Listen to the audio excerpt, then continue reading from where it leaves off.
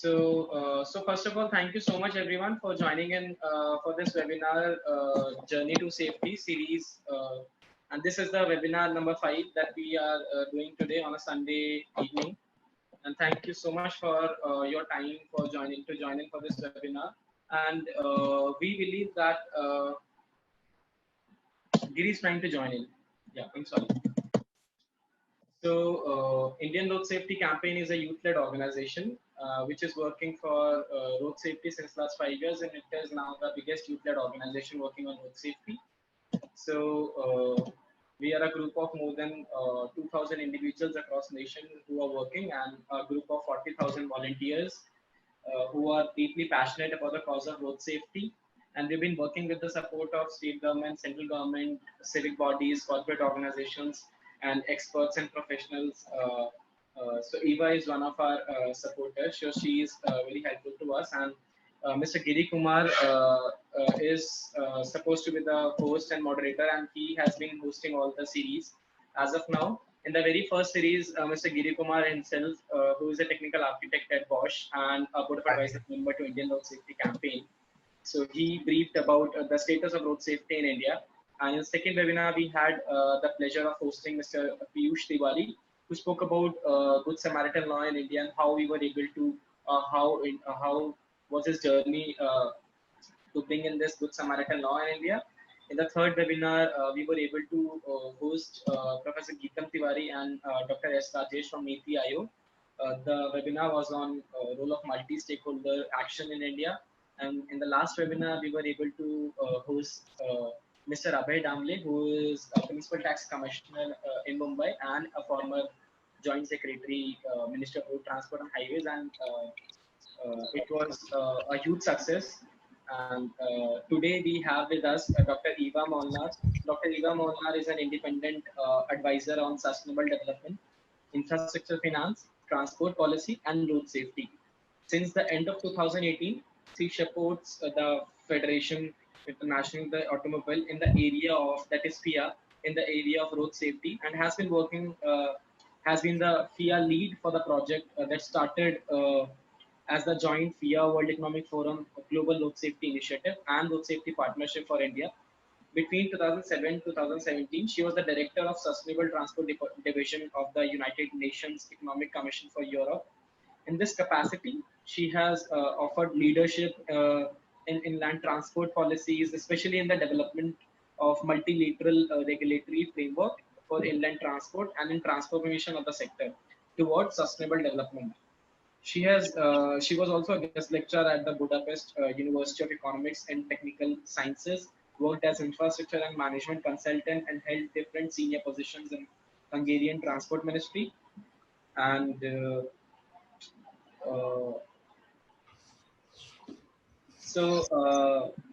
her educational, if we speak about her educational background, so she studied at Budapest University of Economics, and in cooperation with London Business School MBA, Harvard Business School Executive Development Program. And this is about Eva Molnar, and she is the lead for this project Global Road Safety Initiative, which she is going to present today. And we have Mr. Giri Kumar with us. So hey Giri, we are able to see you now, and I hope so we will see you. So thanks a lot for joining in, and request you to take it over from here. Okay, thank you very much. I'm extremely sorry because I had little bit technical glitches on a Sunday afternoon. I think even my internet and also my computer was in power sleep mode, I guess. So somehow I managed to get back through my laptop. Very nice, thank you very much. But I could not see Eva here. Hi Eva, are you there? Hi Giri Kumar, I am here. I can see you very well, and I have no idea why you cannot see me. Okay, perfect. No issues. Thank you very much for joining in. So Eva, IRSC, we all had a very long history of discussing various aspects here. And I met Eva, I think 3 years back in GRSP program. And that's how we thought in the last couple of series, what Dipanshu has already described, we mainly talked about the basics of road safety specific to India. So last week we just had a quite short discussion thinking about why can't we talk about something on the international aspect, how World Economic Forum, FIA Foundation, WHO, and also the other big agencies and even one World Bank look at India road safety. And there are a lot of opportunities where we can explore. And there are a lot of foundations, and also World Bank is ready to fund various projects. Yeah. So with this connection, 3 years back, I was fortunate enough to start the project of GRSP through the team of World Economic Forum Group. That time it was Niall Kati was there, and we had a good amount of interaction with them. And then luckily we met Eva. So I think Dipanshu already gave introduction about Eva, and Eva is a very well-known personality in the transportation segment, and she has played various roles. And she is not only a good contributor, she also a very good mentor, and she also worked upon various aspects and different international expertise. So it's extremely privileged that she took us busy schedule on Sunday, and she's with us. So I'll not take much of your time. So I would just uh, hand over the stage to you, Eva. And how we do is like we just started a little bit late of 10 minutes, but what we can do is you can just take around 15-20 minutes about explanation of the preparation, what you have done, and followed by we'll open the questions to the floor, and whatever the questions which pops out, then we can have a wide variety of discussion.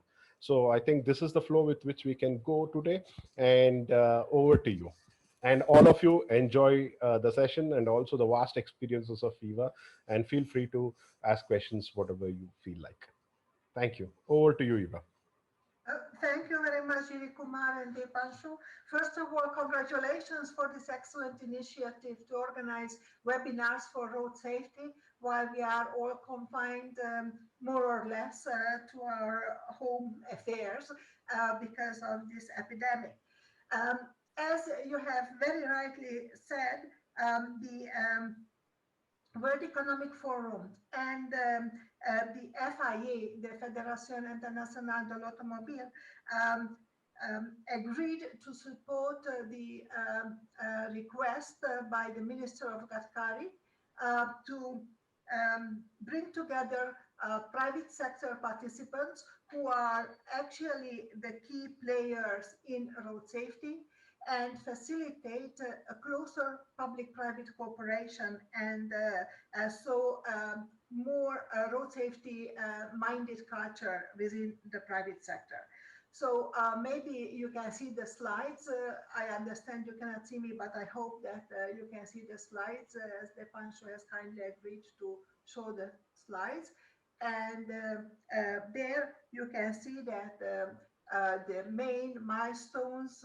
Dipanshu, may I ask, can you show the slides, please? Yes, Eva, it's visible and Dipanshu is showing. Just go ahead. Okay, in 2017, there was the India World Economic Forum, and during a panel discussion between Minister Gadkari and Mr. Todd, the president of FIA, and the UN Secretary General's Special Envoy for Road Safety, as well as Piyush Tiwari from Save Life Foundation, where they discussed this need to work closer together with the private sector. And I'm very glad to hear, or I was very glad to hear about it, because I believe that what went well in the past couple of decades, that was sensitization of governments, but very little was done globally for sensitizing the private sector, except for those who were really committed for road safety. So this is a new era, the era of the corporations to support government efforts and also to support their own investments through better and safer road mobility. So after 2017, in the milestone, there were a lot of things happening, but one of the activities was a big event is the agreement on a manifesto for road safety that was achieved in Davos in 2019. Actually, you have mentioned the Global Road Safety Initiative, and we speak about the Road Safety Partnership for India, and I think it's important to give some clarification about it. The project between FIA and WEF was to support a global road safety initiative and have the first project within this initiative framework, the Road Safety Partnership for India. The link between the global and the India partnership is that the lessons learned from partnership building in India are meant to be shared through a global blueprint with the rest of the world.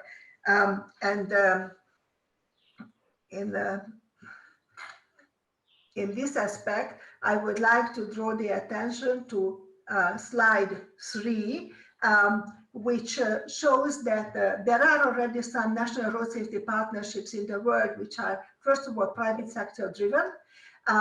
There are 3 main trends in partnership building. One trend is when the World Bank was the initiator through the Global Road Safety Partnership, GRSP, to have national partnerships.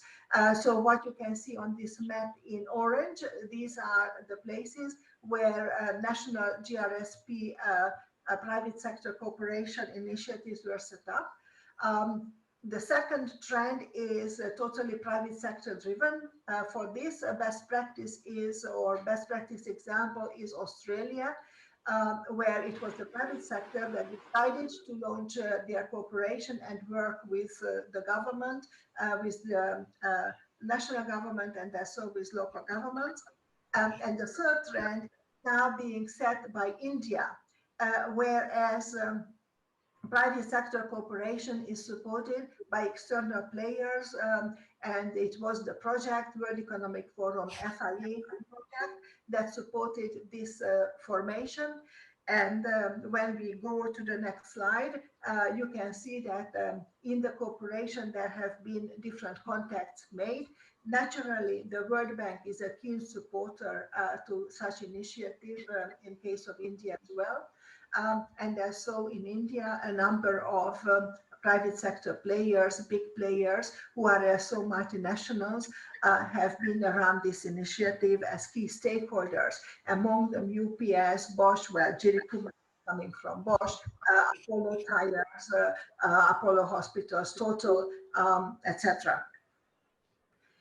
And if we go to the next slide, there you can see that in the India partnership building, one of the big tasks was to agree on the way of cooperation, what is the vision, what is the mission, goals, and strategies and values. Without going too much into details and leaving time for questions and discussion, I would like to point out that corporations agreed that they follow the principle of Vision Zero, that is, nobody will die in road crashes in India.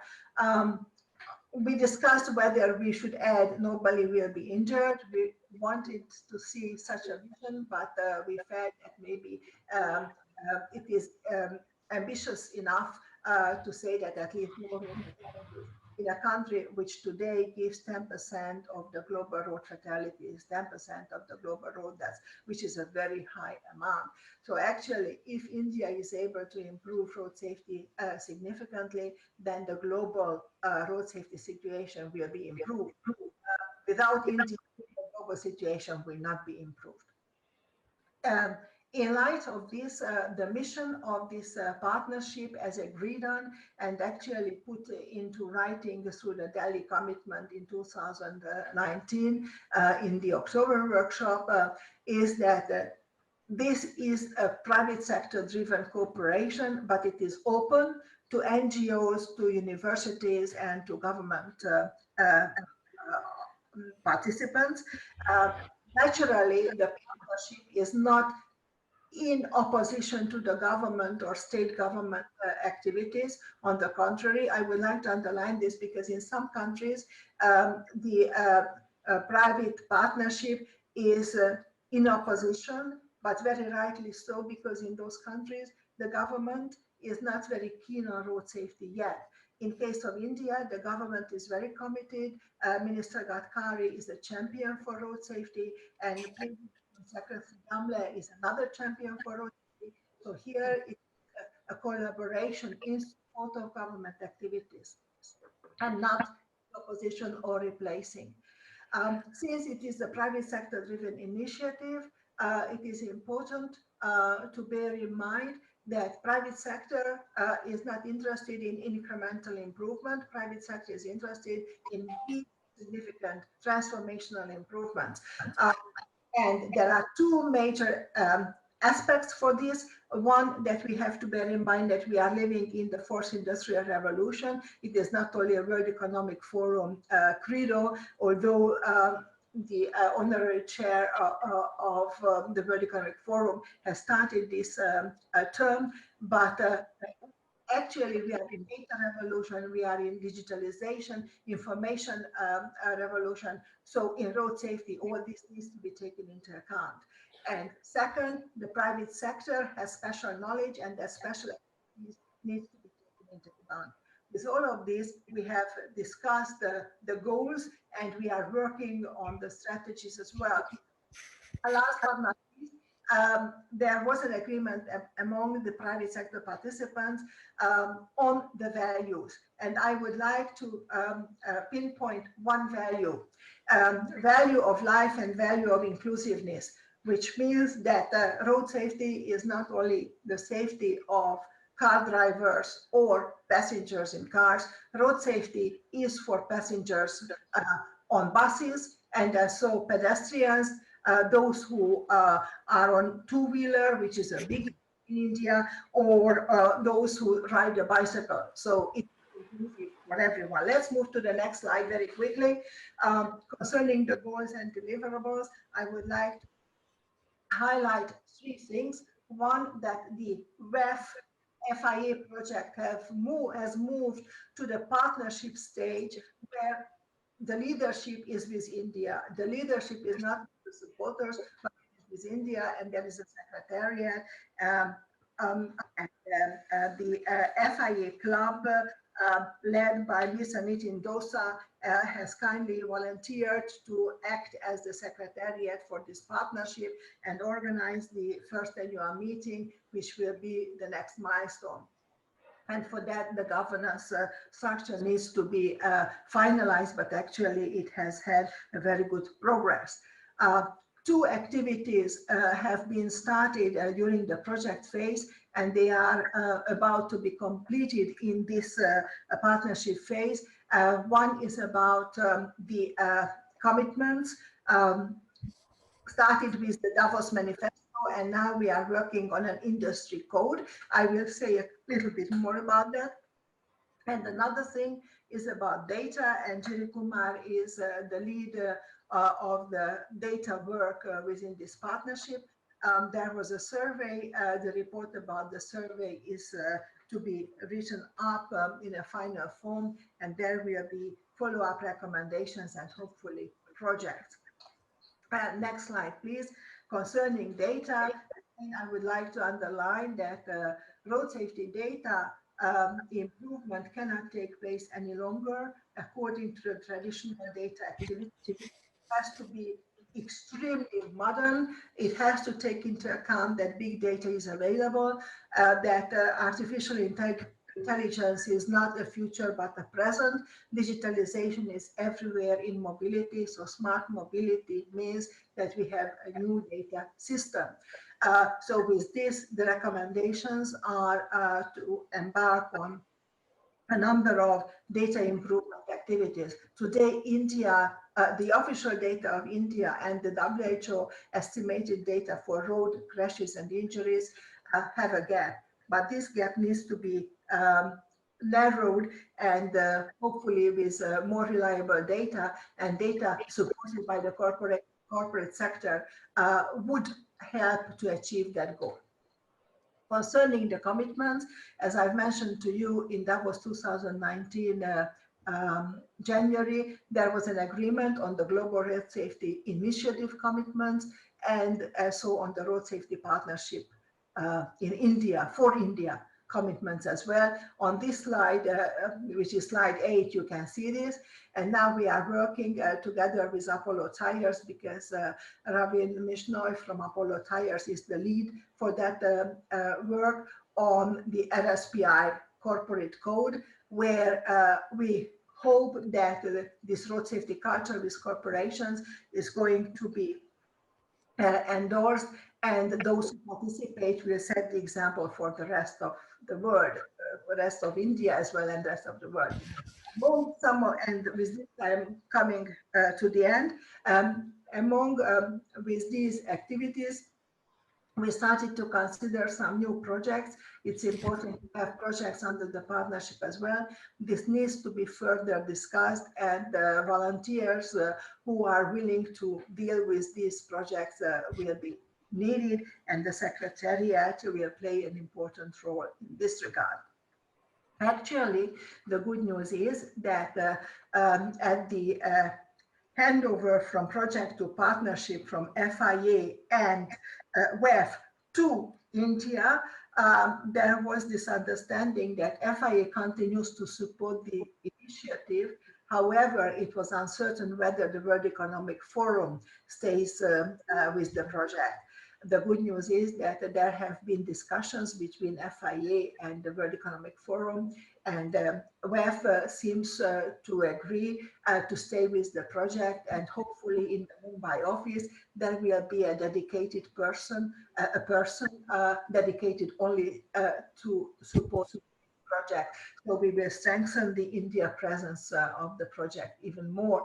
So the sub-project decisions will be more important for this person and for his leadership and cooperation together, of course, with Mr. Nitin, the secretary to the partnership.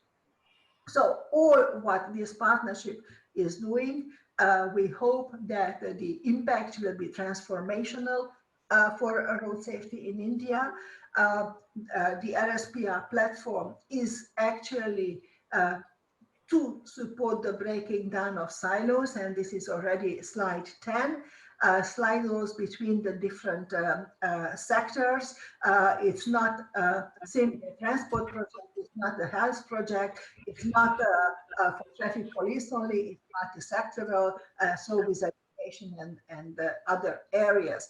And yes, it is to some extent there's so much more, because we don't speak enough about the issue of road rail safety together, and the road rail level crossings are huge problems worldwide, and India as well. And India actually is becoming a best practice in this area to solve this problem. So definitely the RSPI platform is multi-sectoral, multi-stakeholder platform where participants are to coordinate and concert their actions without, of course, giving up their own individual activities. It's in addition to those. But we hope that isolation and isolated projects will be for the past and not for the future. The two outstanding and very important activities I've already talked about are meant to change the behavior where road safety culture is introduced, which would be on a voluntary basis, but it would be peer enforced, and the Secretariat would play a role in that. And concerning the data, it's very important to have evidence-based interventions for road safety, and for that better data is needed. I understand that with some of the work by the government over the past couple of months and years, this gap between the WHO and the national data is already getting closed, but it's not yet fully closed. So there is a role for the private sector support as well. And we hope that companies will record road safety data in the future more. So in summary, this is a partnership for India, and we would like to see that activities are moved more and more to India and not only from the external supporters. In this activity, we have a number of milestones. but there is much more to be done. Yes, much more to be done, needs professionalism and a lot of enthusiasm, and these both are present, represented by the different stakeholders in this partnership. And I understand that there are more than 100 participants in this webinar, so I can see that even on Sunday evening, there is a lot of enthusiasm and commitment to make a change. And for making a change, we are there, we are committed to work with you. And last but not least, I wish to thank you for your interest. I'm looking forward to your questions and to the discussion afterwards. Thank you. Jiri Kumar, the word is. Thank you very much, Eva. Thank you. It's wonderful to see you narrating the whole history of the last 3 years of Global Rate Safety Project, what we are trying to do. So wonderful. Thank you very much. And it's also a pleasure for us to listen to you at Sunday afternoon with all the people. And I'm just getting a lot of questions. Before getting into the questions, like I would like to just, just inform you that as I promised the entire crowd, the people who joined today, all the participants, like they joined since the day one, when we started with day 0, where people did not even have idea about what is road safety at all. So slowly, one by one, and this is the 5th series, and I promised them it's a multi-sectoral approach, and we will definitely do kind of all. Am I audible? Yeah. So we will show how a multi-sectoral approach will be done, and how exactly an international organization like World Economic Forum, FIA, and also UN is working on such kind of things. Yeah. So get this. So anyway, thank you very much, Eva, for this. And today we also saw that how an international organization like WEF, FIA, and all joined hands to help for our country. And all we have to do is just take the best practices from the international and fine tune it to for India, how we can do the whole thing. So I still remember 3 years back when we were discussing with Neil when this RSPI started, I had no idea about how to start this project, where is the data from, what we have to do, how we have to exactly build the whole of team and the working committee and other thing. And today you showed an excellent story of what was covered in the last 3 years, bits and pieces. Second thing is we will take up the audience question in a couple of minutes. Before that, I would also like to give you a short question on how exactly your experience or your feeling of the project of RSPI, and also how do you feel India is reciprocating to the activities what an international organization like World Economic Forum, RSPI, and FI Foundation is thinking to do. Your thoughts on it, Siva? Thank you very much for this question. Actually, what you raised is at the heart of the project of this partnership. And let me speak a little bit about this attempt to improve road safety culture across the board. And in this regard, to arrive at a rather ambitious road safety code for the corporations. We have started the discussion, and there was a lot of enthusiasm at the start, and later on, as we continued, we heard, yes, we need to have the road safety culture, but let's not go beyond what is legally needed. This is a question where I believe one cannot fully have an agreement at the start, but the goal is to have an agreement at the end of the debate. When we speak about the road safety culture, we hope that corporations, private sector, would be willing not simply to respect the rules that exist in a country, let it be, for example, India, but they are willing to spearhead some changes in the rules, spearhead stricter implementation of the rules than the rules would require in themselves. But this is a very difficult question because from competition point of view, companies should look at their profit. They should look at the bottom line. And because of that, one has to find the way that The road safety culture with all the commitments is doable, acceptable, is not undermining the competitiveness of the companies participating in the cooperation. On the contrary, it adds to the competitiveness of the companies by investment in life, by investment in safe mobility. So this could be one of the aspects where I think this road safety partnership is likely to move even more. And these companies and stakeholders around the partnership are going to demonstrate that they are the champions of not only respecting the rules, but also going beyond the rules and being more demanding at all levels. That is not only in their operations, but also in the behavior of their staff and managers. Concerning the other area where I think this partnership is going is data. It's very difficult. Jiri Kumar, you are the champion of data and road safety data. Again, it's easier said than done because as we could see, 70% or more of the stakeholders in the partnership are willing to share data. But what data exactly they are going to share? How much data are they recording today? Are they willing to invest more in data recording and then sharing? And the last point in this regard I would like to make, because I've seen some questions about the coronavirus and that traffic has gone down, and as a result of that, road safety improved. I think it's very important to accept that road mobility is needed. Some of the road mobility might be too much, but it's needed. So for me, it's not simply avoid, definitely, if it's possible, through more compact cities.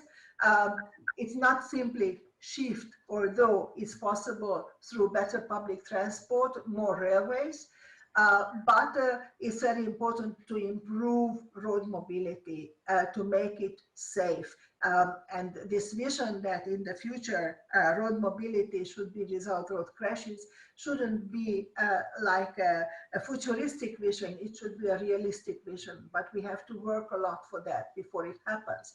One of our members, Other India, has recently installed speed enforcement cameras on a number of highways.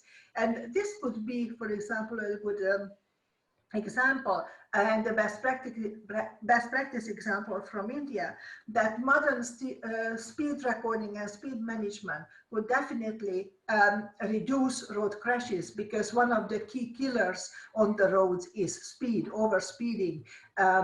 So there are already some very good examples, and we hope that the companies participating in this partnership will have the opportunity to share their best practices, and it will be scaled up to a bigger use as well. Okay. Thank you very much. Thank you very much. You touched upon all the aspects and also a couple of answers for the questions which is already popping out in my hand.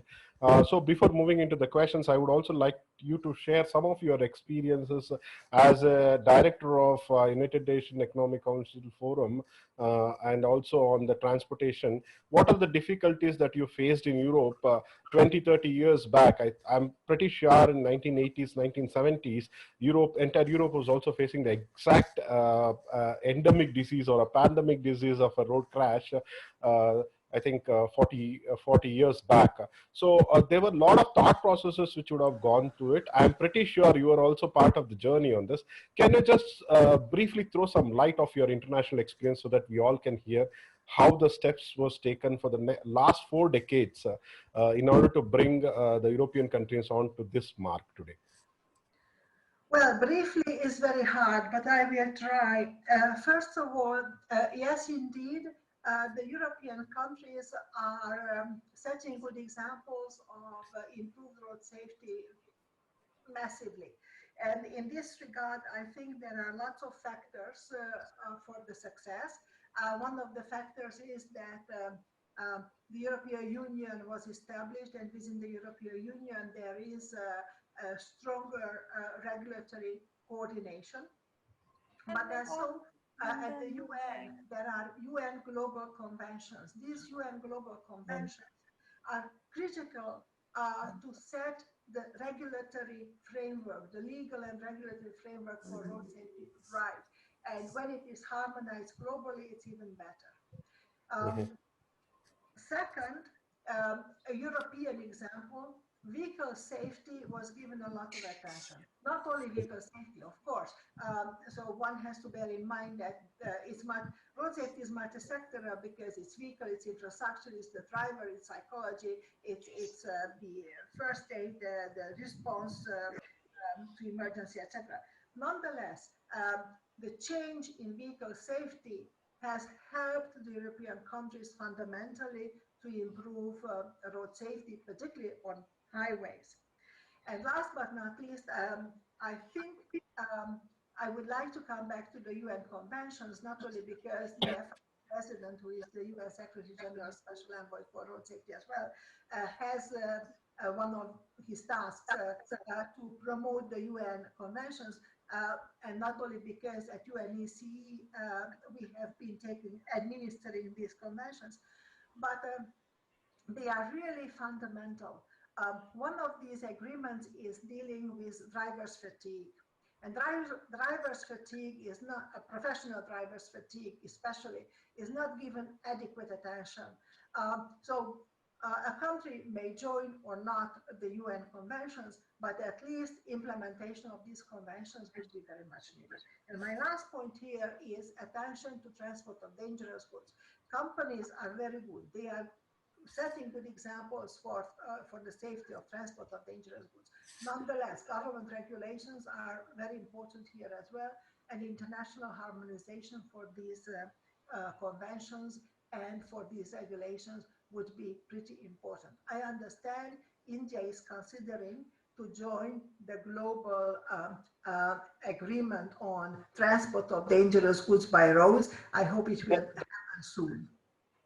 Okay. So thank you very much for this. Actually, it's also really good to know that the UN declarations and also UN sign of treaties really helps, because, for example, in terms of when you have different safety products for different regions, you need an harmonization and globalization. And India also signed for various GTR forums, global technical regulations, and it is all placed in various websites. You can just have a check on it. I think how exactly the things evolved in Europe in the 4 decades back, I think India is also evolving slowly in the same process.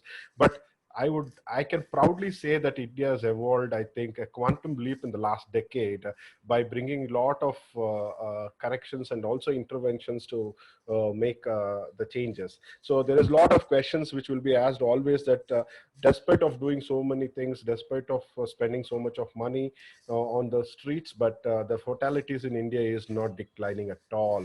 So it is still at the brim of 151,000 fatalities per annum. So this is a very, very alarming trend. So with this connection, how exactly we're going to deal with will be the question. So from your thought process and also on the experience of the GRSP project, can you just throw some light? Is there any quick way, maybe the next 5 years, how exactly we can reduce the fatalities in India? If you can just spot 3 things, because in this webinar, you have all the top heads also from the automotive community and component manufacturers, road safety organizations, government bodies, and also the hospital agencies who are all seen visible in the participant list. If you can just give these hints, each one can take up and they can individually practice all these things on their own. And slowly we can also integrate the multi-sectoral approach for the road safety in the near future. It's very hard for me to say what are the quick ways, first of all, because my couple of years experience working with you, Jiri Kumar, and with many other colleagues from India is that actually you know it much better what is the best for India than anybody else coming from the outside. And so I don't believe in quick fixes.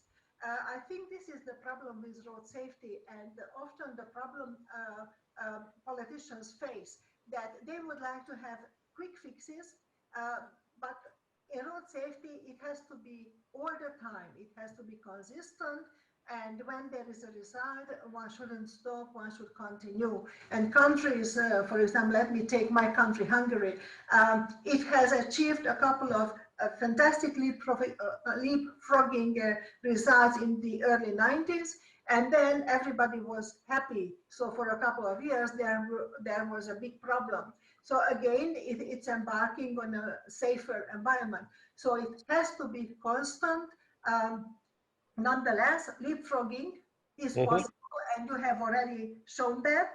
And if you ask me for three, it's very difficult, but still, I believe data, to have evidence-based interventions, cooperation with the private sector, and corporations can make a change, and they can help governments to have the leapfrogging. And third, in India, two-wheeler traffic is very big. Safety with two-wheelers is a concern. Here, India could not only leapfrog, but show the rest of the world how to leapfrog. Because, for example, India has a very important role in the World Forum for Harmonization of Vehicle Regulations, so in the Global Forum for Road Safety in the UN. Let's be clear, in Europe, two-wheeler traffic was not that important as it is in India or in many other Asian countries, Southeast Asia or Latin American countries. So knowledge about the two-wheeler traffic needs to be brought to the global fora, and your experience in addressing this could be a best practice for the other countries in Asia and in Latin America, and so more and more in Africa. So thank you. I think you touched upon the most three important factors even which I had in my mind: the data, the vulnerable road users. You covered very specifically on the two-wheelers. To add on to this, there are a lot of other vulnerable users. If you see Europe, motorcycle is for a sport. They do not use it for commuting. But in India, you see motorcycle is the main means of the commutation for our country. And nearly 70 to 80% of the roads vehicles are consisting of the kind of vulnerable road users. So all the GTR regulations, WP21 meetings, and everything has to be modified for India. That's why we have a good team of safety network experts who sit here to really take the international practices and also the UN Declaration of Harmonization and then try to tune it for India and bring it into the best practices. So it's a very challenging task. Believe me, it's not so easy just to take the UN Declaration and also try to harmonize for the Indian regulations. Is quite a challenging job. I think ARI is doing tremendous job. CIAM community is also giving us very good support in terms of technical expertise, and also the ACMA community, also individual players on the board is also helping us. On top of it, I should also thank the organization from NATREF, which comes under the ICAT or be it ARIA, and they also help us in building up the infrastructure to test in the domestic market for all the regulations what we are practicing. So now I'll directly get into the questions which has been asked.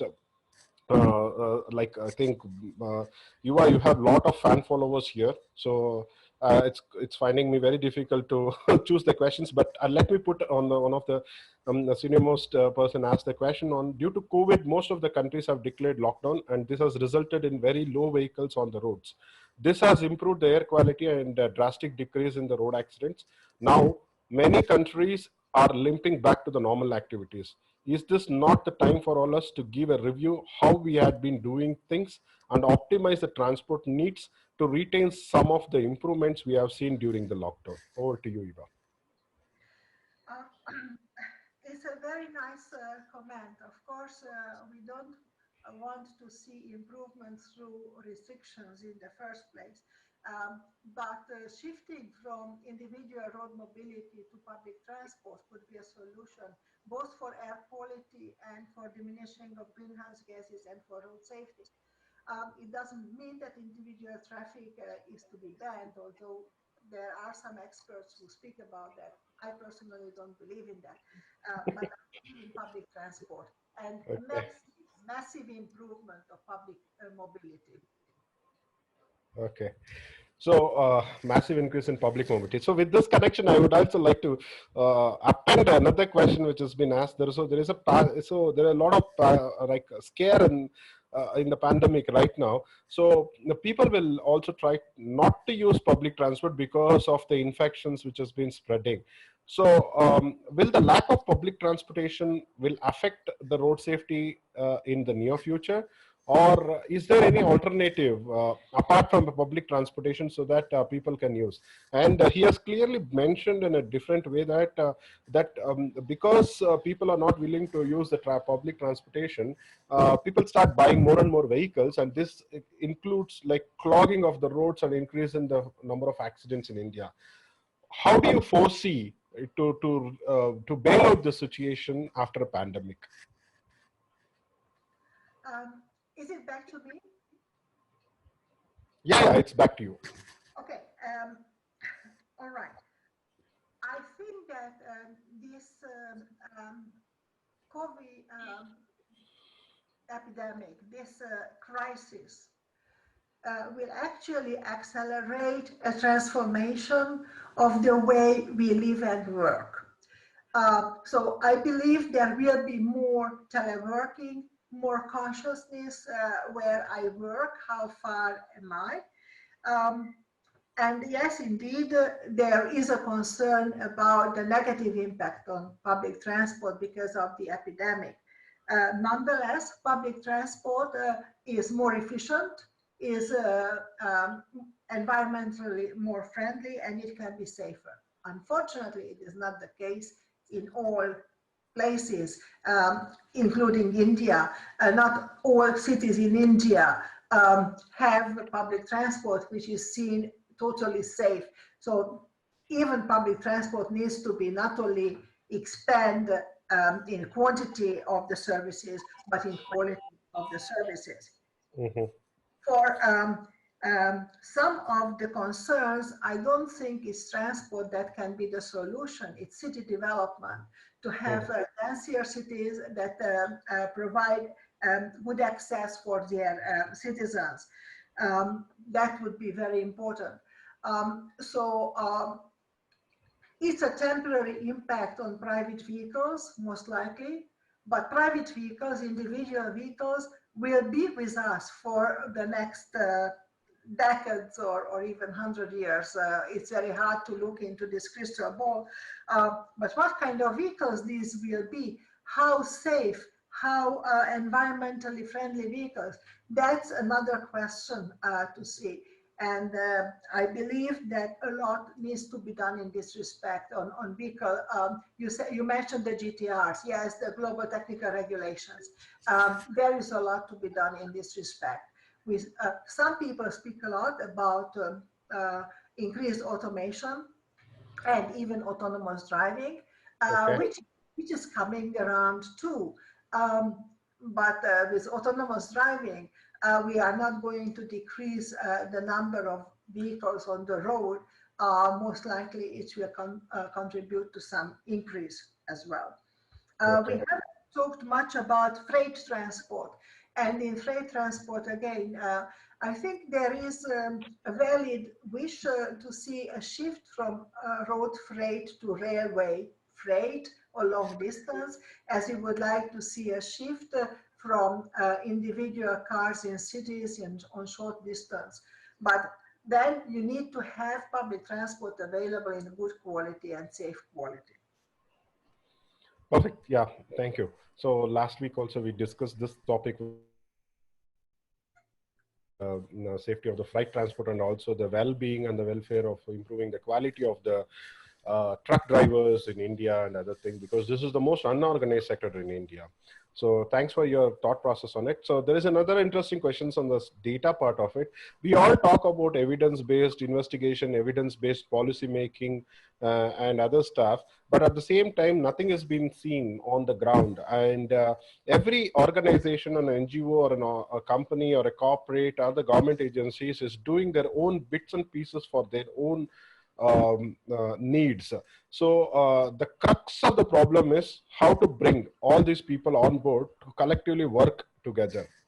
So this to add on to this question, Eva, this is the same question which is getting repeated in the last 3 sessions by mixing things. That means every organization, every individual on this webinar today has willpower, and also they are ready to go an extra one step to save lives and reducing the fatalities in India. But at the same time, everyone is doing on their own bit in their own fashion with their own limitations.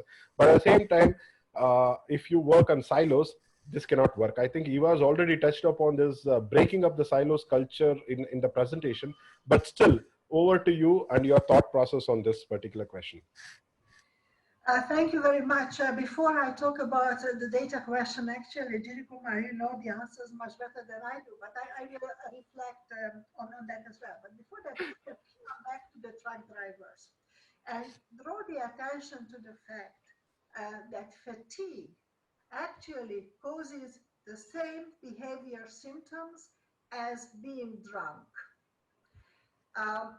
There are rules, regulations about no drink and drive. Very good. In many countries, first of all in European countries, there are very strict rules about the drivers, the professional drivers, rest time, work time, and driving time. How much rest time needs to follow after a certain amount of hours of driving in a row. So fatigue needs to be addressed.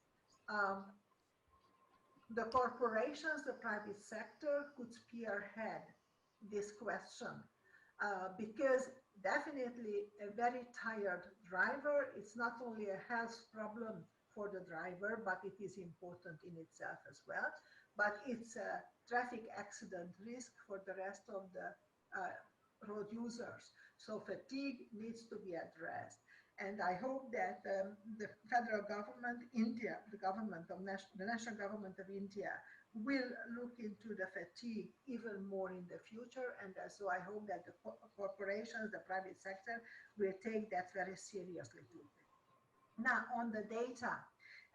Yes, you put it very rightly, and I recall that in the Road Safety Partnership for India, there was first this enthusiasm that let's have a joint integrated road safety data platform among the key players, including private sector as well. And then suddenly there were these questions, okay, but who would host that platform? What kind of data would go into that? So that's why there was this agreement. And under your leadership, your excellent leadership, we had this questionnaire, a survey about the willingness of sharing data and what kind of data. But as soon we could see that many corporations don't record as much road safety data as one would expect. Only really the champions do record the road safety data, but they may not be totally ready to share all of these. So this is a very big ticket item, and this can be solved only in very close cooperation with the public and the private sector. And within the public, the road authorities, the transport ministry, the hospitals, the health authorities, they all should work together. Maybe when the problem is too big, it's worthwhile to unbundle it. And for unbundling, there is an interesting example in Europe, which is not a good practice because it hasn't been accomplished, but it's an interesting example because by the private sector, some of the activities have been introduced, and that is the platform of the transport of dangerous goods. And with the transport of dangerous goods, the problem is that if there is an accident, in 2 minutes, a whole forest can burn down. In 2 minutes, a little village can be extinguished. So it's real. It's killing a number of people, but giving causing a lot of economic damage to the population as well. So because of that, some of the corporations have already introduced this information sharing within their logistics chain about the journeys of the trucks with dangerous substances on board. In UNECE, there is a project about it to connect countries with this information, a real time information platform about the dangerous goods journeys, and making it accessible for authorities, fire brigades, ambulance, and the police in case of an accident. As soon as the journey is over, close the information. So it shouldn't be misused for any business reasons. This is an example where I believe some of the new data integration could help safety and maybe even efficiency, but first of all, safety, and it would be really good for security as well. We don't speak too much about security, but security is becoming more and more important. And I see somebody's comment that autonomous driving is in the distant future. Well, let's not go into it how distant or not distant, but one thing is sure, that the level of automation in vehicles is growing, but with that, the vulnerability, the data vulnerability is growing as well, and that could become a safety and also a security hazard. So there are ways, there are possibilities, but maybe this is the most difficult journey. Okay, thank you. I think you touched up on the points. And also the next coming topic is about a lot of vehicle safety systems. Like there are a couple of questions which is like on the topic of how can we reduce the driver fatigue through the technology? How can we introduce ABS and ESP for the country? And there is another question specifically, are these specific products is required for India, and how it is, and is it harmonized? So before giving to you, I would like to answer a short bit on it.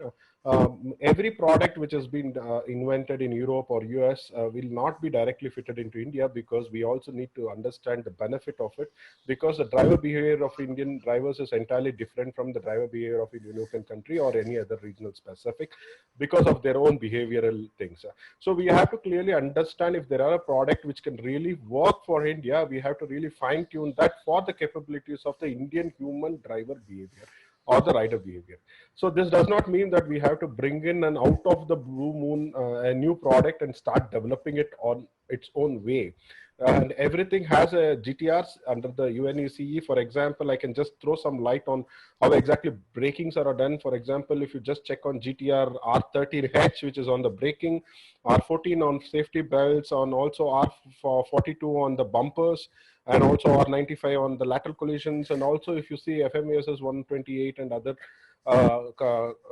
kind of regulations, this is all harmonized, and everywhere you need to really study this product, and also the benefit of such products specific to our country.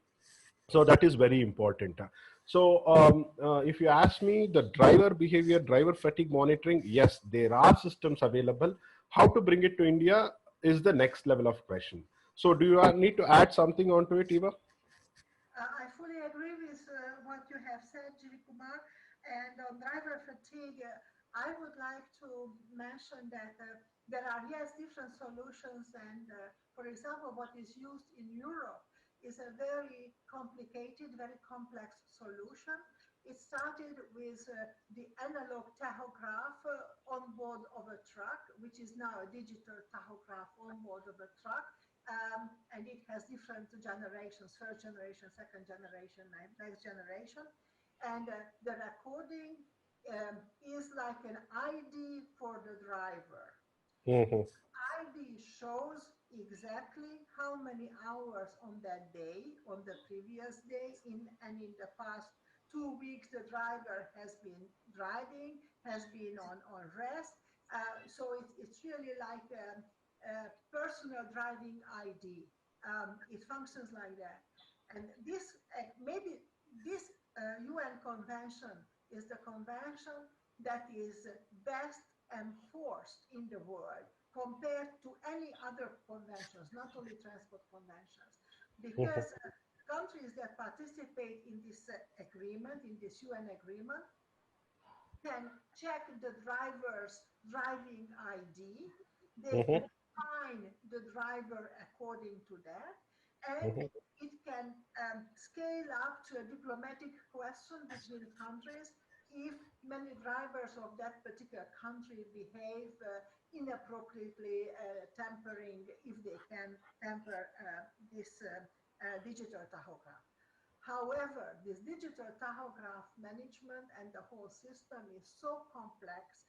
It needs a lot of security keys. It needs a security strategy on behalf of the government that is regularly checked by a research institute, which is centralized. So maybe this is the past solution, which still works very well. A new solution could be much more with new technologies. So here it is. India has a lot of inventions, and OEMs have already some of the solutions. They are not cheap at all, but some might become cheaper. So one doesn't have to take over what works well in one region, because the conditions may be totally different. Right. But there are solutions definitely for driver fatigue, and even in personal cars, you can buy a car, certain cars with this, that looking into the pupil of the driver, the car would know how tired the person is or not. So there are technological solutions definitely. The cost benefit needs to be seen as well. Concerning the vehicle technologies, you have very rightly pointed out that they are internationally harmonized, but there is room for adaptation and implementation. There are two ways to influence the internationally harmonized standards.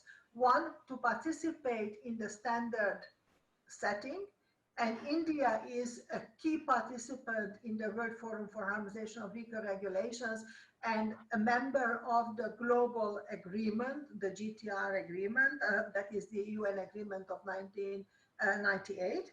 It's not a member of the 1958 agreement, which has a different approach. But yes, it is there. And there are some questions beyond this about the behavior, driver's behavior, not just vehicle.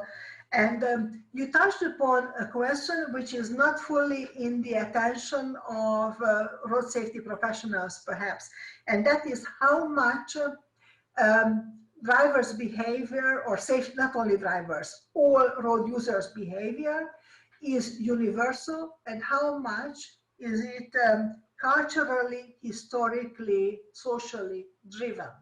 And there is an overlap between the two. So because of that, you cannot have this one fits all sizes. No, you cannot have a very good solution in one country just taken over in another country. But one can learn from those solutions and see whether it works, how much changes are needed, or come up with a totally new solution, understanding the problems with the solutions in other countries. So I think that there are lots of universalities. Definitely speeding is a problem, drink and drive is a problem, fatigue is a driver, low quality of vehicle, low quality of infrastructure, extremely low quality of the response services in case of a road crash. And let's not forget about the importance of insurance. If there is a road crash, we need to learn from those road crashes and have capture the data and incorporate in future prevention actions, definitely. But also we need to mitigate the negative impact of the road crash. And there are two areas: the health sector, the role of ambulances, the role of hospitals, the role of emergency care, and also the financial mitigation, the role of insurance. Insurance is very important because that is not only mitigating, it is also a question of giving incentive for drivers to drive in a different way in the future. For example, the introduction of this black box idea in the vehicle is not a bad thing. It may raise some data protection questions, but it's not a bad thing that if a driver, even without causing an accident, but is shown to be a reckless driver through the black box, then why not have higher insurance premium and have higher costs, and maybe that would help changing the behavior of the driver. So when we speak about road safety culture, we in the Road Safety Partnership for India, we focus on the corporate culture, but actually it's a culture for the whole society. And in this regard, the role of NGOs and the different initiatives, for example, the role of the India Road Safety Campaign is very important to change the mindset, to change the culture towards road mobility. Okay. So thank you. Very exhaustive answer, and you covered almost all the points. With the last two questions, I would like to close this session. I think we are just nearing to the time of the conclusion. So a very interesting thing, I kept this question in the last. In developed countries, safety is seen as safety, and it is a must, and it is kind of the need for the hour. In developing countries, safety is still treated as a luxury provision, most affordable for those who are rich. So the point is, and a quick example on this is, if I want to buy a car with an ABS or with an electronic stability control with an airbags, people are not really willing to shell out extra money for it. Rather, I would like to buy a doubled-in music system, mag wheels, leather seating, a cozy infrastructure with an AC, kind of a thing, right? How this can be treated so that the concept of safety should reach to even the bottommost sector of everywhere, not only in India, in the entire globe. Over to you, Eva. Okay. When I worked for the World Bank, we had this discussion about the cost-benefit analysis of road safety projects and a little bit the theoretical discussion about the value of life. Life has the same value, no matter whether you are in a developed country or in a developing country. And in the RSPI, we put value among the values, the respect and inclusiveness, so respect for life and inclusiveness for all road users. And I think it's a question a little bit of the cultural mindset as well, that any life lost, no matter whether it's in a developed country or a developing country or an emerging economy, is a life lost. Mothers, fathers, relatives would be impacted by this, so there is no difference. True, there is a question of financial considerations and luxury, and here I think the role of regulations could step in when voluntarily people don't invest in their own safety because the color of the car or the leather of the seat is more important. It is partly because of lack of understanding that an ABS or an airbag or proper safety bag for all seats is important. So awareness raising is very, very important. The role of corporations, of private sector would be important as well, that they shouldn't buy, hire or rent any vehicles which do not meet certain vehicle safety standards. And we hope that there will be an agreement on this question in the code of conduct of the RSPI. But also I think that the government could play a role here as well, because if in a country vehicles cannot be produced or cannot be at least sold without certain vehicle safety features, then it's a compulsory mandatory way to enforce a better road safety culture. It may be politically difficult, but I think it's needed. However, it's not easy. And when we see, for example, the international trade of used vehicles, of second-hand vehicles, we can see that there is a lot of compromise for the sake of having a vehicle, no matter what safety standards that vehicle represents. Very few countries, for example, Spain, have introduced the limitations on the exports of used cars if they don't meet certain road safety standards. Because in the past we expected importing countries to use restrictions, but politically they found that very difficult. But the responsibility is not only with a country, for example, it's not only with the government of India what kind of vehicles are imported, although the Indian government has the primary responsibility for it. but also the governments of the exporting countries have responsibility here as well. And in an ideal world, both the exporting and the importing countries would ban international trade of vehicles which don't meet certain minimum safety standards. Safety standards, yes.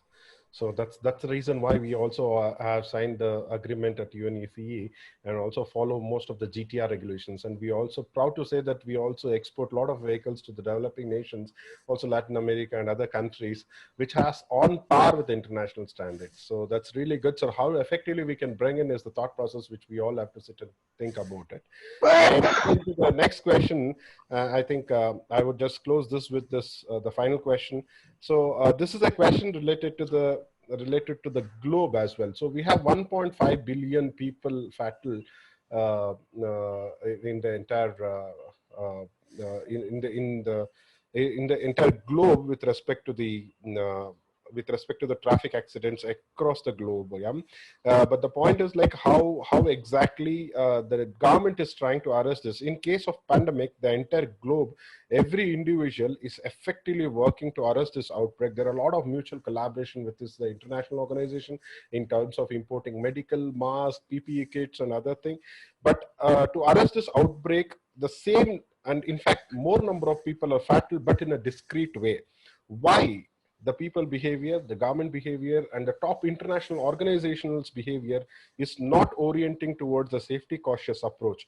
What is your opinion on this, Dr. Molnar, and how this situation can be improved in the near future?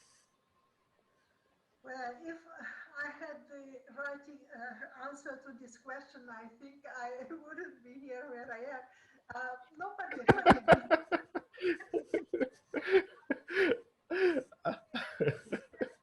a lot of people's decisions, but let me give my personal views on this. More or less, we know what are the problems. More or less, we know how to solve the problems. Still, these problems are not being solved. For a couple of years, there was this concern that, okay, we need more money, and definitely money is needed. The UN set up the Road Safety Trust Fund. It is not the only available grant possibility, but it exists. So money is getting more and more into the picture. And in India is a good practice in this regard that CSR spending is possible for road safety. So that definitely is there. Still, the improvement is not happening. I think improvement will be not very big yet, because with increased mobility, there will be more traffic road crashes and traffic accidents. But with more coordination, perhaps the impact of the activities could be increased. What do I have in mind? Take the example of India. There are lots of donors and private sector companies who work together. They share information for a specific project in a specific city or in a specific state. Mm-hmm. And then they do something else in another state, in another city. How much information sharing is between these projects? How much reinventing the wheel approach exists in these projects?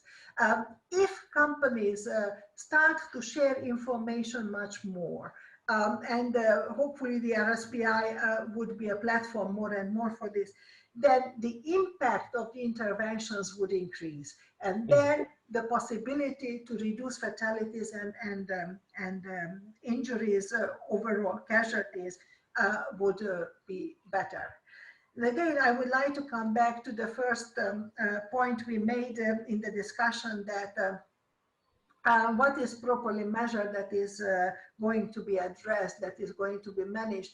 If there is correct, appropriate data recording, then the interventions could be much more effective.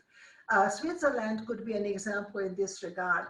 A couple of years ago, they made the observation that The reasons for road crashes are very different in the different linguistic parts of the country. So speeding is more of a problem in the German-speaking territories of Switzerland, and drink and drive is more of a problem in the French-speaking part of Switzerland. So they decided that interventions should be targeted against speeding where they have this problem, but don't spend money on enforcement of speeding in the other part, because there is not a problem.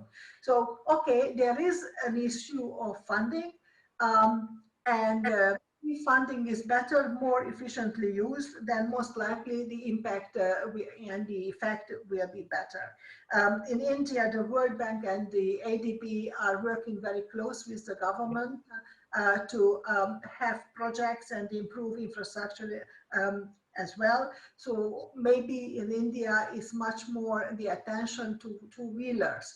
And there, an easy question or answer for me would be that why should be a possibility to sell a two-wheeler without a proper helmet? And I would like to underline a proper helmet, which really offers protection. So no two-wheeler sale should be allowed without proper helmets, and not one helmet, but for the driver and for the passenger as well. That in itself would have already an impact. And as I said, if India solves the road safety problem, then the world road safety problem is half solved. Mhm. Perfect. Perfect. Thank you very much. I think with this, there are a couple of more questions, Eva, but I think due to lack of time, we have to close this session. And it's more interactive, probably. That's what I said before the start. You have a lot of fan followers. We are getting the most number of questions, which we did not even see in the last 4 sessions. Thank you very much for your volume of expertise, which you are sharing with us incredibly with a lot of energy at this point of time. So the few concluding remarks which I would like to put on the place is that very good work, and your guidance and mentoring is really required for India, because I'm also involved in the RSPI project, and it is also really important to bring all the multi-sectoral people. And it is very easy to ask a line of question that why the government is not doing, why corporate is not doing, why NGO is not doing, but it is extremely difficult to bring all the people on board to understand and work to the common cause of saving lives. That's what IRSC is trying to do as being a student chapter, mentored by various board of advisors. They are doing excellent job in pulling people. And I think with this webinar, so most of the people are aware that road safety is not only one person's problem. It is a problem of the most of the people who are using and commuting the roads. And RSPI project coming back, it is really good that you are leading it, and I wish to work many more years with this. And also the team of people who are around in this group is also part of this member. And we wish you a great success on this RSP project, and the guiding lines or the tracks which you lay on this with an amount of experience from UNECE, WHO, FIA, and all the various international organizations. I hope we take this in a positive note and take it forward. Maybe in a couple of years, if we are happy to do this webinar, I would like to invite you and say and see the number of fatalities has been reduced at least by 1 or 2% in India, with various steps taken by an integrated approach by the multi-sectoral people across India.